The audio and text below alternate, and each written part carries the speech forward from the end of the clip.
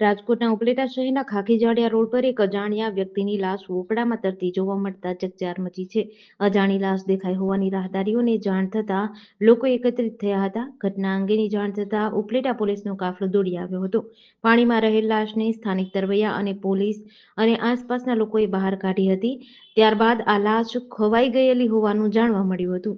પોલીસે લાશનો કબજો મેળવી ઉપલેટા સરકારી હોસ્પિટલ ખાતે ખસેડી હતી. લાશની હાલત ખૂબ જ ખરાબ અને ખોવાઈ ગયેલ હોવાનું જાણવા મળ્યું છે. ત્યારે ઓળખાણ કરવી પણ અશક્ય છે અને જીવાત પડી ગઈ હોવાનું સામે આવ્યું છે. ઉપલેટા પોલીસે લાશ અંગે સ્થળ પર અને આસપાસના વિસ્તારોમાં તપાસ કરી છે. ઉપલેટા સિવિલ હોસ્પિટલ ખાતે લાશ લાવ્યા બાદ હાલત ખૂબ ખરાબ હોવાનું અને વિખેરાઈ ગયેલ લાશ હોવાનું જણાવ્યું છે. લાશની હાલત ખરાબ હોવાથી ઉપલેટા ખાતે પીએમ થવું શક્ય નહીં હોવાથી ફોરેન્સિક પોસ્ટમોર્ટમ અર્થે ખસેડવા માટેની કામગીરીઓ હાથ ધરાઈ છે.